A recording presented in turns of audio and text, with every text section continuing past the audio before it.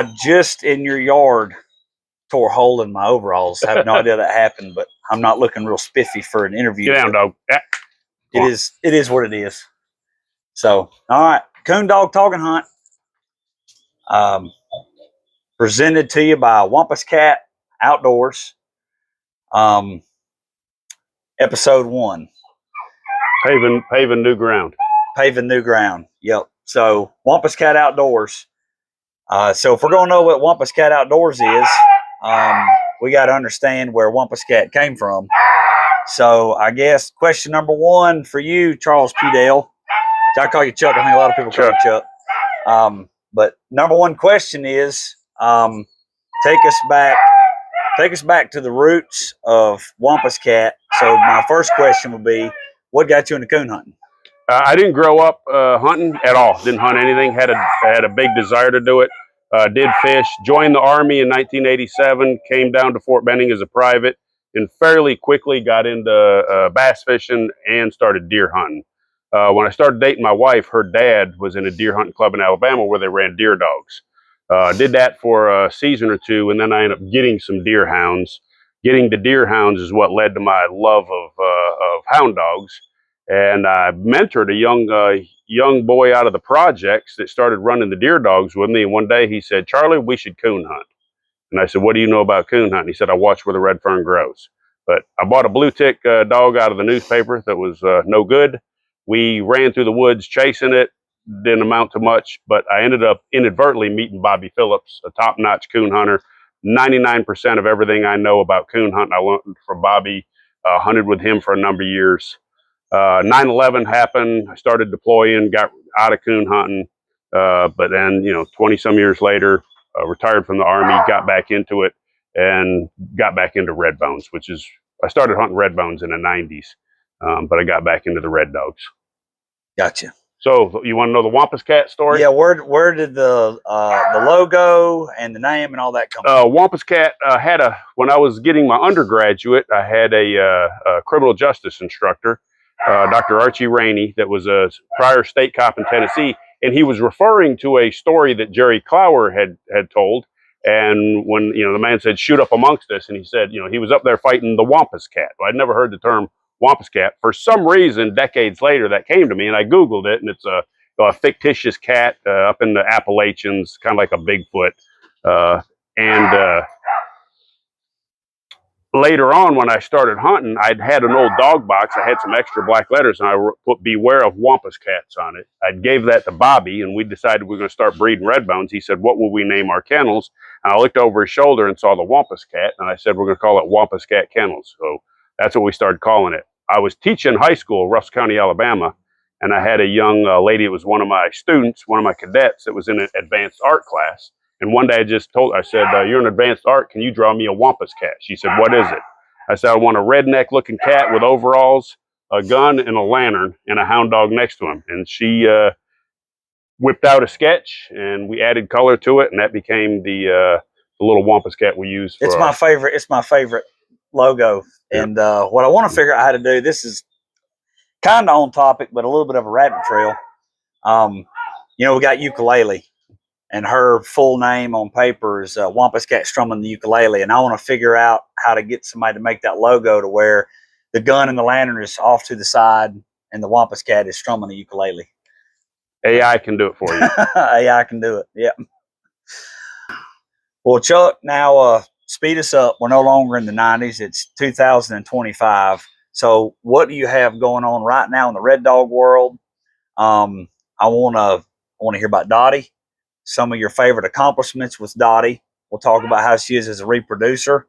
The cross that you just made was a very interesting move. So I want to hear about that. And what are you trying to do to help the breed? And do you have any advice for others in the breed, how they can help and how they can contribute? Okay, so 2019, I moved from Arkansas back to here. Just started pleasure hunting with Bobby. Within a few months, I acquired a redbone. He was not that great, but I decided I want to get back into it bigger. I studied the bloodlines, and I wanted Moonlight Kate heavy. So yeah, I'm for that. Bobby had a real nice red female, went back to Jericho, and I wanted something to be able to breed to her that was equally nice or better. We found a aftershock Kentucky Moonlight Kate dog named Ranger, and really liked the style that he hunted. Bred them together. The first litter was Dottie. There were 4 dogs that were in that litter. 3 of them made very nice hounds: Dixie, Dottie, and June. Dottie was different than most hounds I had hunted, and she's quiet on track, or fairly quiet. Ranger was open. Yeah, Ranger was more open. And the female you bred him to was open. At about 12, 13 months, she just came alive. Got very independent. All my dogs, the independence is bred in, not beat in. I don't shock dogs for backing others. I hunt them. If they're independent, they're independent. If they're not independent, they hit the road. Yeah. And I don't single a dog out exclusively like a lot of people. Most nights I hunt, I've got more than one dog. Dottie is naturally independent, has a screaming, easy to call mouth, has a very distinct locate. I had not coon hunted in competition since the 90s, but I started putting her in hunts and started winning quick. First time I hunted her in the Georgia State. The dog that won the Georgia State, she beat him, a nice Walker male. Hunted her in the Winter Classic, took top 5 there. The biggest drawback that she has is being owned by me, because I'm not the best competition hunter. Had she probably had more opportunity, been traveled more, I think she would have won bigger and more often. But what I look for breeding is I want consistency, track power, tree power, but I try to stack as many top 10. Hey, hush, Dottie. Speaking of her. Speaking of Dottie. She's ready to go. She's playing with a puppy. But I stack as many top 10 reproducers on both sides of the pedigree. So when I crossed her over to Iceman, we haven't talked about Iceman. We acquired Iceman from Ricky Vickers, a direct out of Rocky, and we were able to take him pretty quickly to Grand Night. Kevin Phillips was handling him, having a lot of success. Bobby's nephew. Yeah, Bobby's nephew. Big time. He'd gotten out of competition coon hunting, but one of the biggest names in competition coon hunting, hunted Walker dogs for years, won the Purina points many times over. But he handled Iceman. We took second place at Autumn Oaks, but the following Autumn Oaks, Iceman got hit by a car. But we crossed Dottie up to Iceman. That got your Eagle dog. There's a dog starting to win PKC pretty regular down in the Georgia-Florida line named Deacon. Not everything in that litter turned out. I kept one called Recon, and he didn't pass the grade. I passed him on, gave him away, and he's actually supposed to be doing pretty well now. Recently, I acquired a dog, was not my blood, out of a fellow over in Alabama. Bruce Simons turned me on to, that I call Mika. Got her at 9 months old. Tremendous amount of independence, big mouth, big motor. She's just coming on, but I liked the cross so much. She's out of Flint River Crow and a Dano female, that I went and bought the dame and made the same cross again. So Flint River Stone out of Barnyard Crow. Yeah, I think Yep. I probably messed it up. Flint River Stone. Kerry Rooks owns Flint River Stone out of Barnyard Crow. So went back to Harry. But I bred the same dame back to him. I've got a litter, 9 weeks old. I've got the puppies in some very good hands. Royce Taylor has one. Adam Lundy has one. Number of good coon hunters. So it's not really my blood, but I liked that cross, so making it again. In the near future, probably going to cross Dottie up once I grand her out. She should have been granded long ago, but I had a few health issues, had to have some surgeries, got all that behind me, go back to competition hunter. But I'll cross her over to some of Wade Coons' blood, probably the ash monkey dog or Pow, one of those. Yeah, which are both phenomenal young dogs. Yeah, it's a little different than what I crossed to. It does have the aftershock in there, but Wade's a top-notch breeder. So you mentioned stacking the top 10 reproducers. So Eagle is the culmination of that. Yep. Iceman has top 10 reproducers in his pedigree, and Dottie does in hers, and then making that cross from top to bottom. I mean, you've got Kaufman Smoking Jericho, Aftershock, 99 Moonlight Kate, Montana Red Mountain Ranger, of course, Pickens Deepwoods Rocky, along with others. I think that was really smart what you did. You know, like you mentioned, not every one of them turned out. But you know, you never make a cross where everything in that cross turns out. But you're usually going to have something that you're looking for in there, if not a few. So I'm very grateful for Eagle. Yep. Very thankful that I caught you at the right time and talked you out of him. I tell everybody you stole him from me. Yeah. Well, I was actually telling somebody the other day, because we were talking, and it's like, man, how did you end up partnering with Chuck? And I said, well, I just caught him at the right day. Eagle was on his nerves, and I was able to snag Eagle from him. And then several months later, I went hunting with him, brought Eagle with me, and he split tree and held pressure and had his own coon. He tried to buy him from me, and I wouldn't sell him, and we've been buddies ever since. It's also, I'd say, equally interesting that you called. I didn't know you. You didn't know me. You had more of a squirrel dog and hog dog background. You know, I'm not all that long got back into it, but once we met, you know, both of us run boats, both of us catfish, but we also are very equally aligned on what we believe theologically, Christian-wise. You pastor a church. Both of us also mentor kids out of, you know, more fatherless inner city kids, which is pretty unique that we both you know, have a similar ministry in that, which very equally yoked. So that all turned out good. We have many commonalities other than just hunting the redbones. And I love taking those kids hunting and fishing. I know you do too. It's such a blessing for me to get kids out in the outdoors and see the way they react, and how much they enjoy it, and they always want to go back. No matter what kind of background they have, what kind of sports they're into in school. They get that opportunity because they didn't grow up having those opportunities to go hunting and fishing, and that's a lot of fun. And then, of course, that gives you the opportunity to mentor and to share Christ and those sort of things, which is what's most important. Everything we do is God-centered, and sharing the gospel. That's number one. That comes over everything else. Takes precedence over everything else. So, and this is a relatively short interview, so I know that we didn't get a ton of details in your background and the different crosses that you've made and things like that. Because I can, you know, as you're talking about the different dogs, different crosses, my mind's racking about the different dogs you've sold, the crosses you've made, and different things like that. But I want to ask you this, because I know that you knew what a good red dog was supposed to look like when you got back into this, because you had you never owned Red Hot Dusty, did you? No, Red Hot Dusty is the first red dog I ever trained. Lee's Red Hot Dusty. Copeland, I can't think of Mr. Copeland's first name, campaigned him. I think he won the Purina points, but that's the first red dog I ever trained. He was just a very young started dog, started hunting him on Fort Benning, got him to where he was ready for competition hunting, got him back to Russell Lee.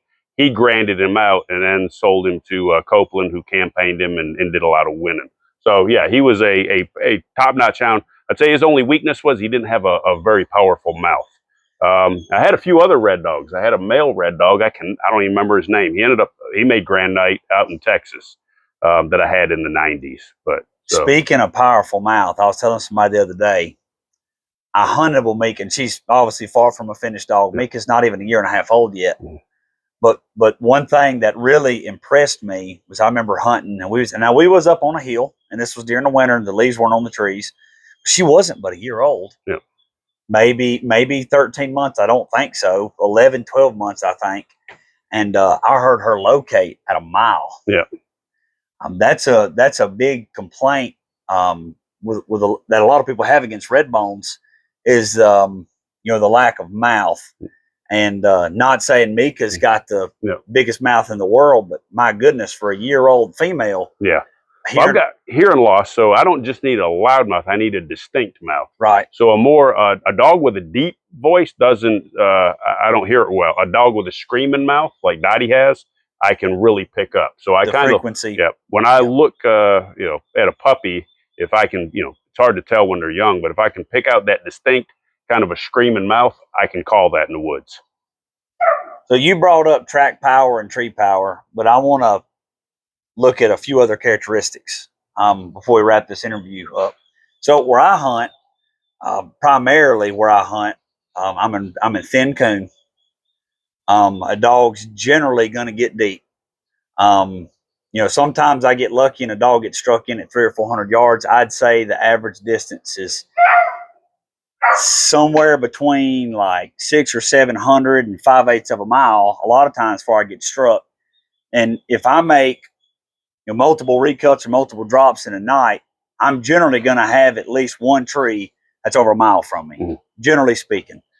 So, and it can take a long time to get to a dog. So I gotta have a dog that has got a big motor, a dog that's going to do what I call punching a hole in the dark. Get in there, get gone, don't come back to me. They got to have a lot of prey drive. I can't have a dog that's going to go 300 or 400 yards and not smell a coon and come back, because a lot of times they got to go. Most times they have to go further than that before they smell a coon. So I got to have the motor. I have to have stay power, because it's like the other night, it took me over an hour to get to eagle. Yep.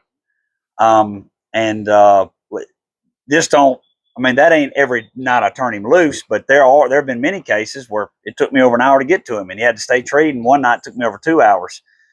So I got to have a dog that is going to stay treed when it trees. Can't have quit in it. And then back to what we were talking about just moments ago, the mouth.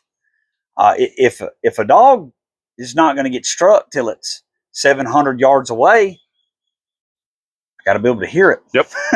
So it's anything that comes out of my kennel. If I've bred it, generally it's going to have a big motor. If you get a young dog from me, started dog, it has to. We're not going to keep something that doesn't hunt with a lot of drive. I hunt a similar condition. I hunt Fort Benning, Georgia. So it's retired military, 200 square miles. There's no farmland. There's no cornfield. There's no soybean. It's pine woods with little, hardwood creeks, fewer bigger swamps. So my average dog is, 700, 800, sometimes a mile and a half before they even get struck in. So we got to be able to hear them. And they got to, not just do I want a big motor, I got to have something that moves pretty quick. That's one of the things I like Dottie. She hits generally a straight line down the creek, goes till she hits a track, and then works it out. Yep. So whenever I decided to get back into coon hunting, I had the cur dog background, and I decided I was going to go to Redbones. Now, I didn't know near the amount of people when I called you that I know now. I know more about other bloodlines and the history of the breed and things like that. But that doesn't take away from the fact that one of the biggest things that compelled me to reach out to you is the conditions that you hunted in, and your dogs consistently getting treated in those conditions. And I think there's some wisdom. Some people always think that the grass is greener on the other side of the fence. If I go way up there in Indiana or Michigan or somewhere else, well, the smartest thing to do is get a dog that bloodline hunts in your part of the country. So, Royce Taylor's dogs are deep south dogs. They got to be track dogs. We're not hunting, cornfields where we're treeing coons every 200 yards. And something that I hear too, and I've heard it very often, and seen arguments about it on the internet and everything else, is a lot of Southern guys like us, I believe, are very conceited in their hounds, and they think that a Northern dog can't come down here and hunt, but they can go up north and they can do well up north because their dogs have big motors and they'll get deep and all that, But just like you said, depending upon what part of the country you're in, really should dictate where you get a hound, what kind of hound you get, the characteristics that you're looking for. Because we might take a dog, and I've never hunted in Indiana and places like that, but I've heard where guys from the South, they went to a hunt up north, and the first coon their dog smelled, they struck on it, and they're grinding the track out. And one of them dogs that's used to hunting in thicker coon up north, they're fast, and they're getting treed. They're going and getting a hot coon, bang, getting treed, and they get treed and recut and get treed and recut and get treed before your dog get treed. Well, some dogs from down here get overwhelmed because there's so much scent, so many tracks, and they don't know how to single one out. So you're going to hunt a dog up north, it's good to get up there and get it acclimated to that style of hunting. So it can be genetics, it can be training and what the dog's used to, or a combination. So far with Dottie, I've been able to travel with her pretty well, and she hunts most conditions. She's hunted agricultural fields in Mississippi, and I've hunted her in the Delta. Most places I take her, she adjusts pretty quick. So here's a question, and this is where I want to end. And this is the first episode, so I might look back at this and think I should have asked this question, or that wasn't very necessary. And hopefully, as time goes on, I ask better questions, and maybe don't say as much like I just did. But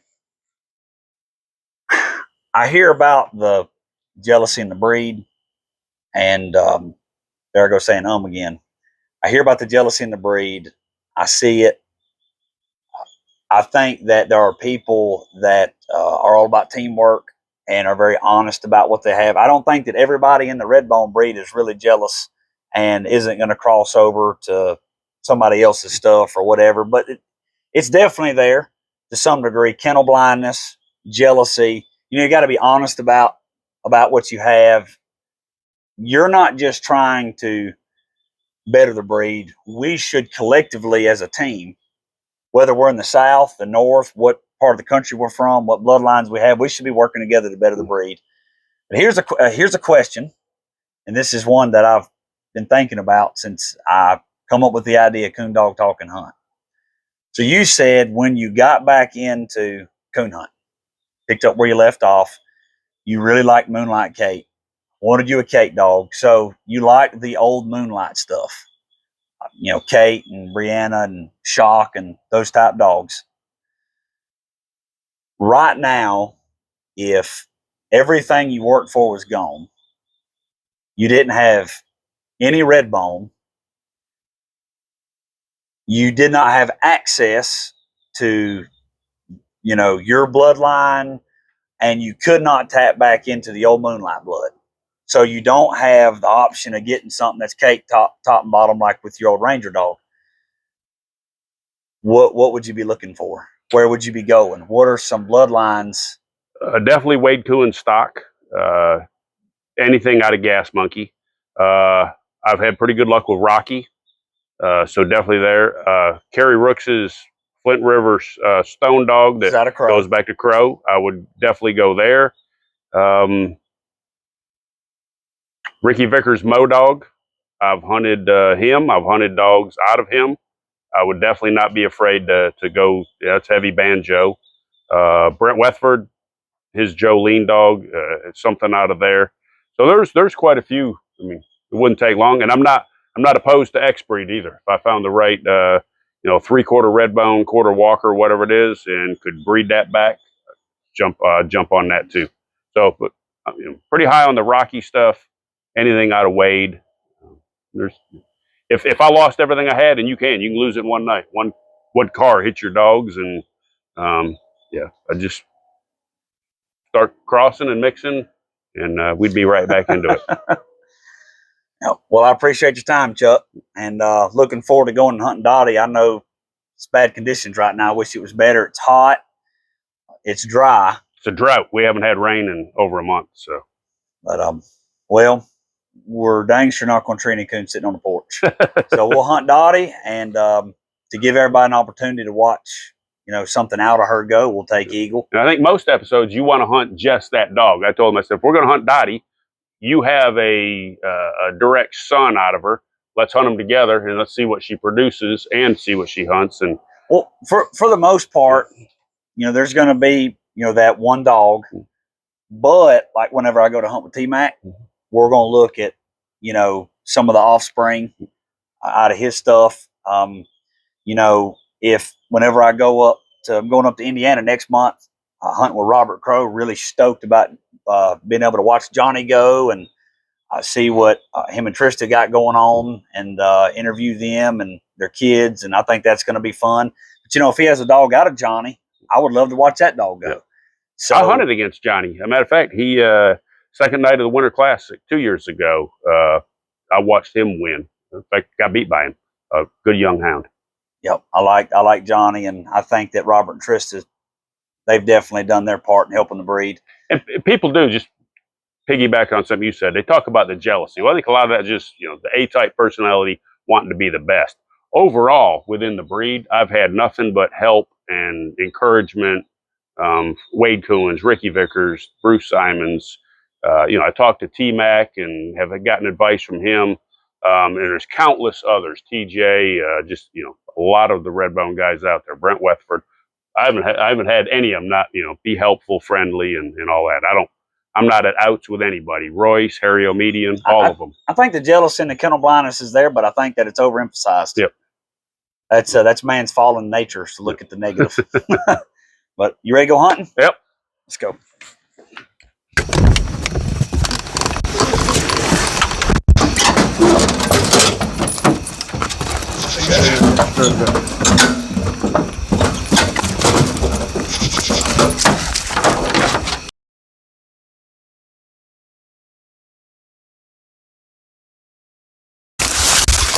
Yep.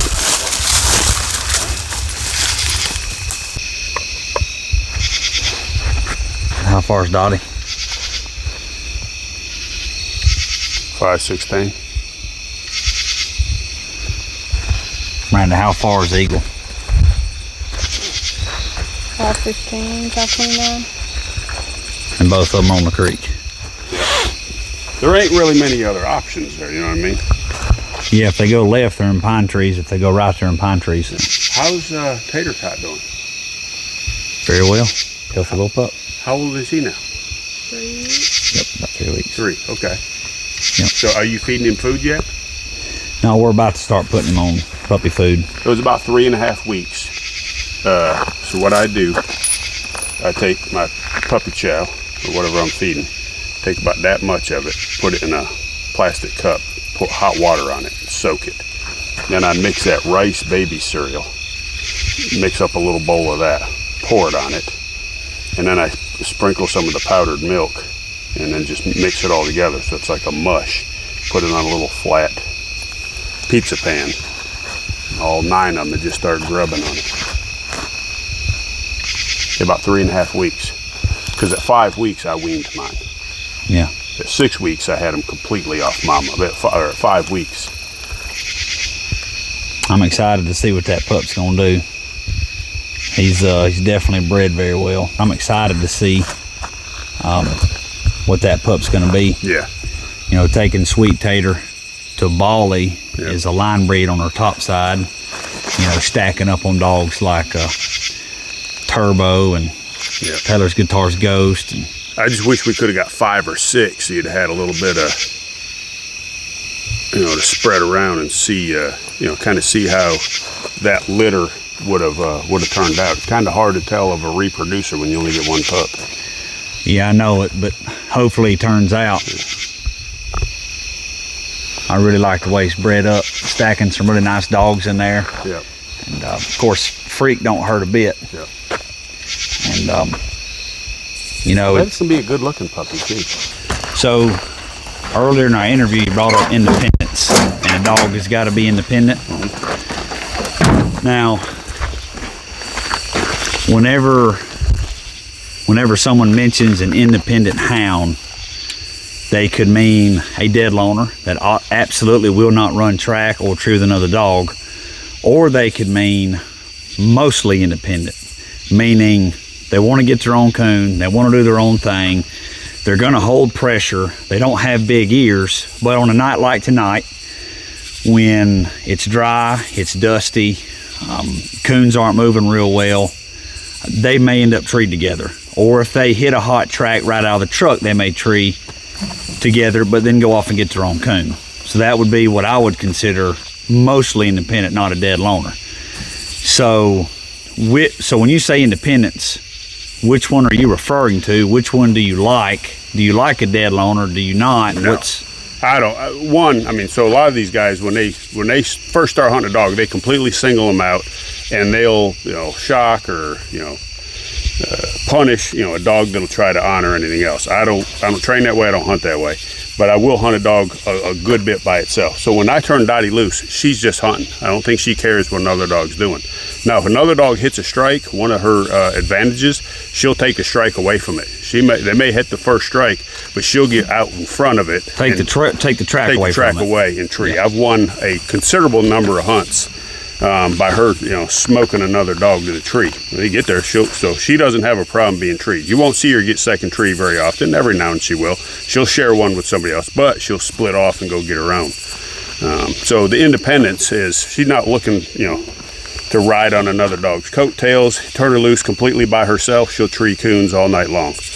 Turn her loose with another dog, she can go away from it and go get struck and treed on her own, or she can pile up on a tree, get first strike, second strike, get first tree, second tree. But usually she'll start, So if she's working her own track and here's a dog open, she'll just stay on her own track. Yeah, she's not going to another dog. Okay, if she hadn't I didn't train her to do that. That's just the way she is naturally. So if she has not cut a track and another dog is considerably close and opens, she'll try to get out in front of that dog, take its track from it, and get first tree. Yeah. 2 years ago, Winter Classic, when I took 5th place with her, I think it was the 3rd drop, Black and Tan went in and locked treed. She just blew on past it, went about another 100 yards, and locked down on her own tree and had the coon. That dog was slick. She does that quite a bit too. If a dog pulls up short, she'll keep going. And when whether she's by herself or with other dogs, if you hear her get first tree, or she's solo and strikes in trees, you can about load the rifle. She seldom misses.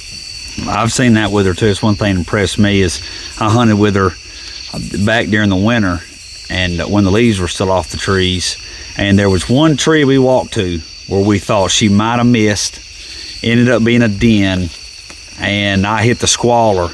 Coon came out. Coon come out of the den, come right I out the end. I was about to walk away and scold her, and the coon came. Yeah. Yep, that was cool. How far is the Eagle Beagle? 821 yards. So Eagle's 821 yards. How far is Dottie? I've lost signal. You've lost signal with her? I lost at 700. I lost signal. You lost her at 700. So she might be down in a hole or down in a ravine or something, you think? Well, I could probably pick up a signal.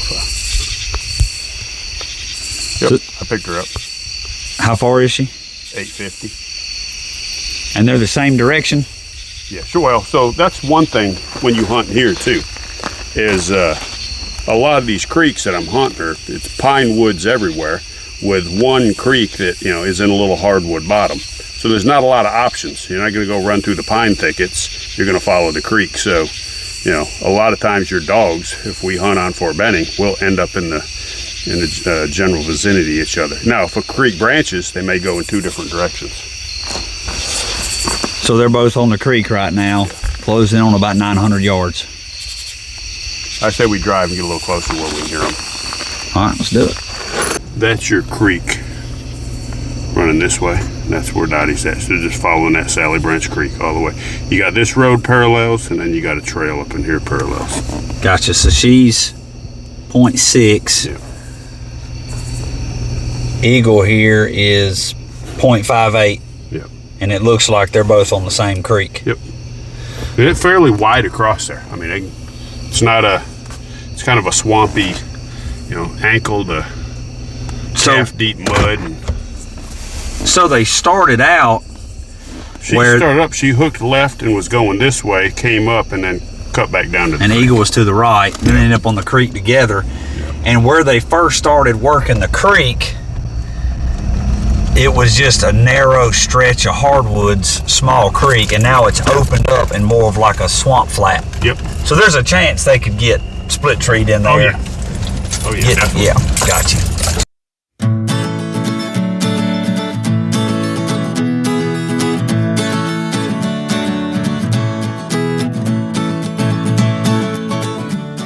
Dottie is not a layup dog. Dottie's a track dog. Can she hit layups? Not a lot. Generally, Dottie will just keep running creeks till she finds a track. Now she can work an older track. She's just not going to say anything on it. Right. She can work a cold track. but she's not. Yeah, she's not what I'd call a layup dog. You know, they've all got their strengths and weaknesses, and layup is not her thing.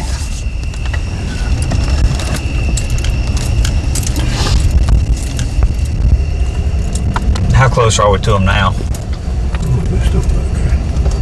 Why do we have water up here? Dottie's 550 out. Yeah, we'll get up on this hill and stop. Well, we're within 500 yards, so we ought to be able to hear them pretty good if they're open in there.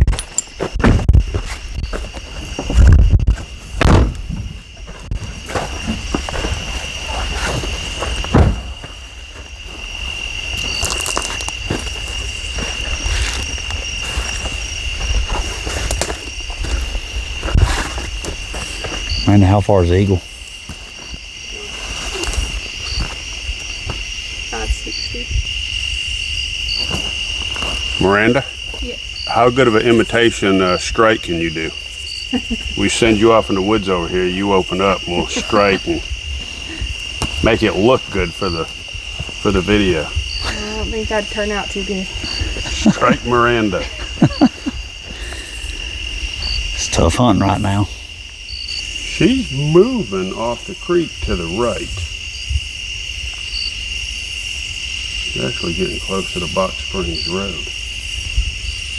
Miranda, how much distance has the eagle put on his collar? Okay, 774 from us now. Menu. Device list. The eagle has put 1.56 miles on his collar and still hadn't opened his mouth. It looks like he's averaging around 16 miles an hour. So he ain't cut a track. He's just pushing. He's just pushing. That's what he's averaging right now. That's not his overall average. Current. Like current, he was just smoking. Okay. Yep. Yeah, he's down to 9 now. See, yeah, now he's down to 9 miles an So hour. what's his average speed? It doesn't show us. Okay. The average from turnout, the dogster don't show us. Okay. If it does, I don't know how to check it. Did she hook around? Yeah, she has hooked back. What's her distance now? 692. 692. What's the eagle's distance? 670. 670. I ain't heard a peep. They're on a hill. They're on a hillside. They're across the creek. They're making a big hook. Let's head that way, see when we get closer to them.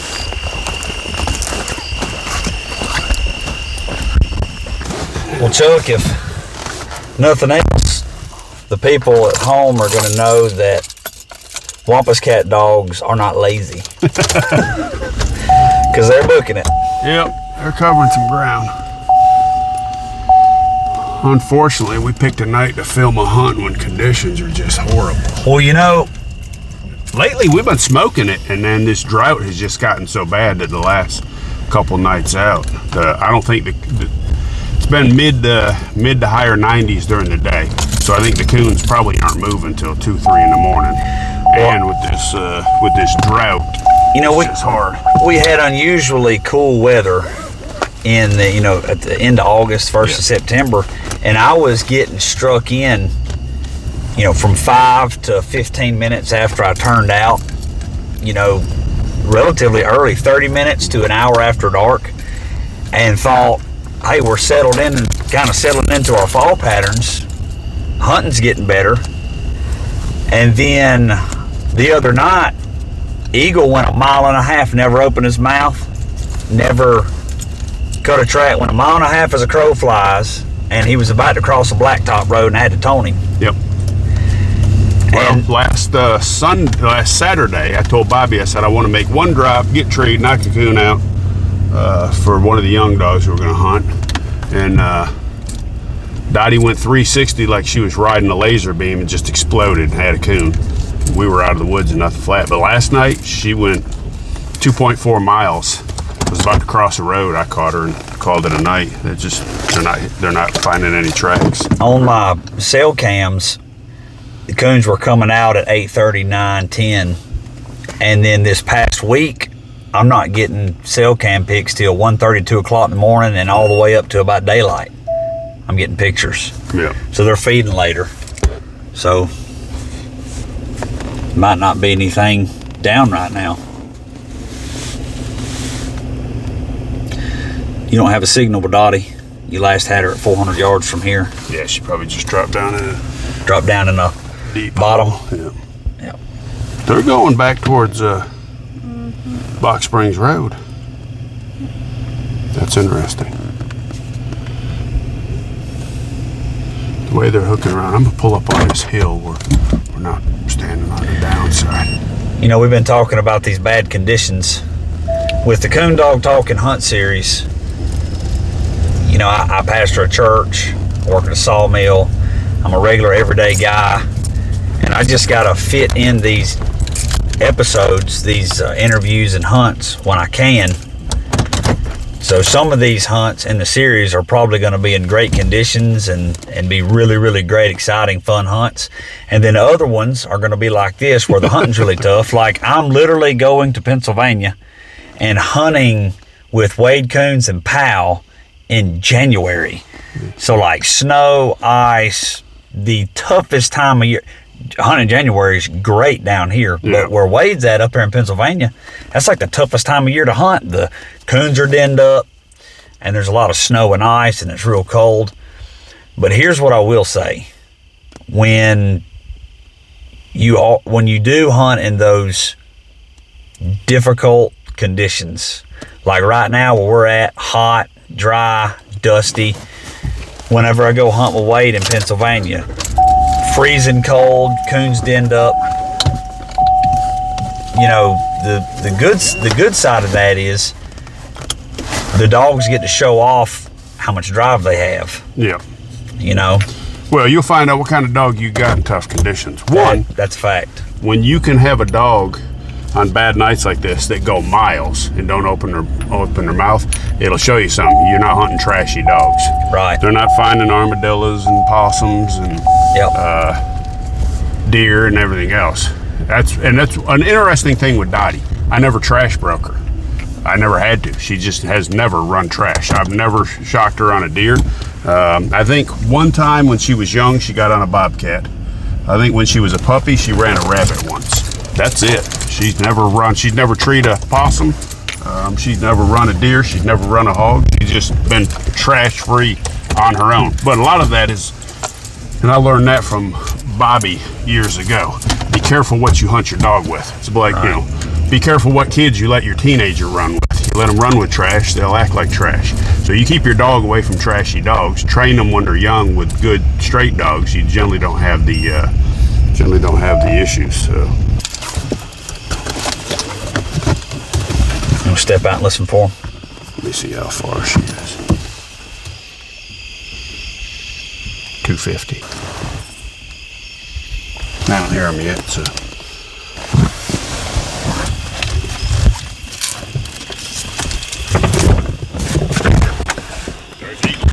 You heard eagle?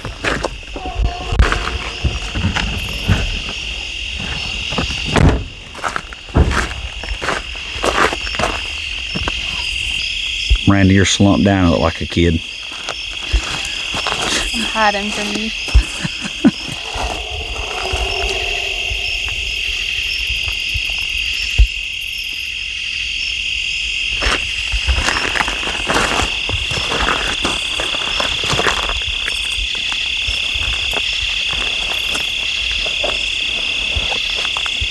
We're going to put the 6 on Dottie.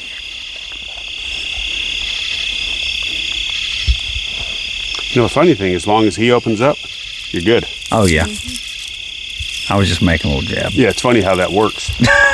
Your dog can open up once, strike it, and it can never open its mouth again for 20 minutes. As long as the other dogs are open up, you're good.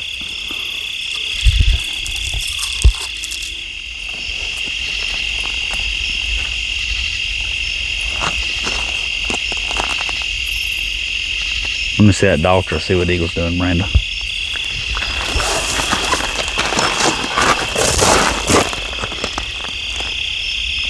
Yeah, she's spaghettiing in there. Yep, he's got something going on there. There's Dottie. Let me see your garment. What are you trying to show me? Yep, about like eagle trying to lock it down in there.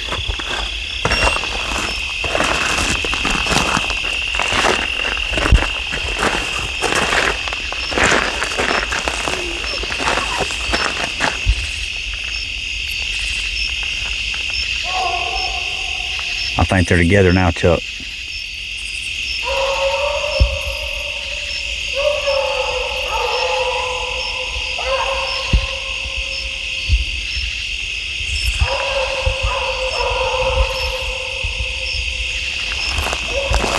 She's trying to tree. She ain't really locked it down hard. Not really her style. But. Now, you didn't turn Dottie's collar on until we got here, correct? Yeah. So what's the distance that she's put on her collar so far?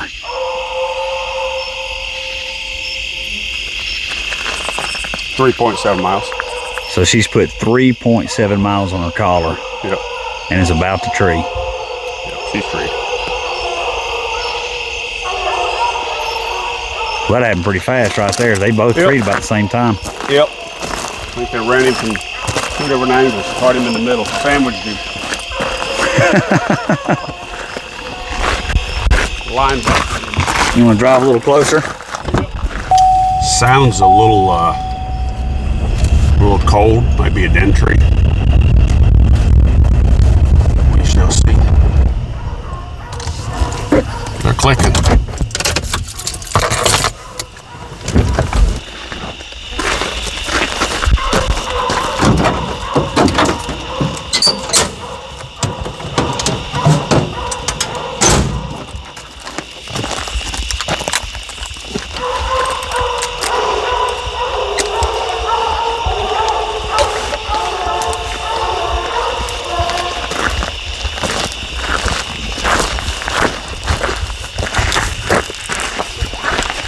What are you doing there, Chuck? Setting a compass.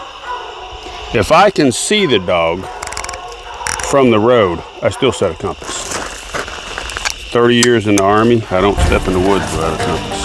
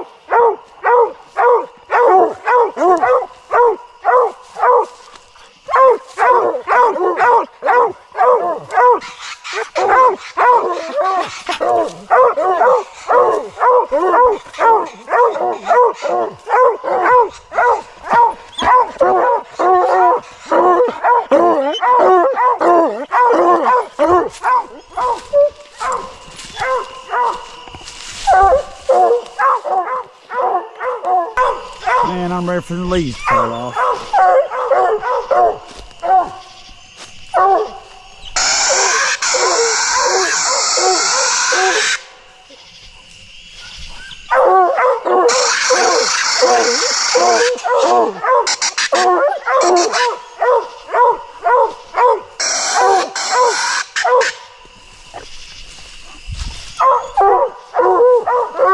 You see anything, Chuck? White light them?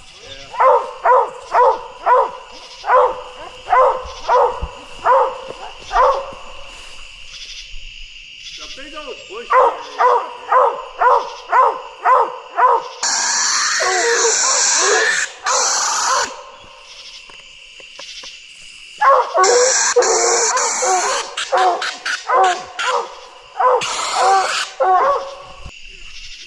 Is there a vine for me to shake, Chuck?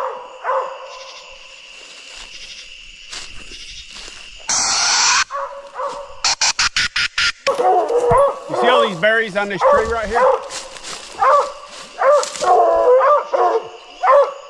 Oh yeah, that's your food source right there. Yeah, they're in here feeding.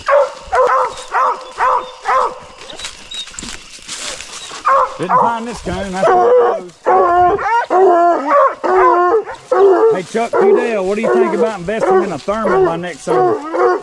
Yeah, I've been looking at them for a while. Sooner or later I'll pull the trigger and get one. That's where I'm at, they're pricey, but. And if I get one, I want a top of the line one. Right.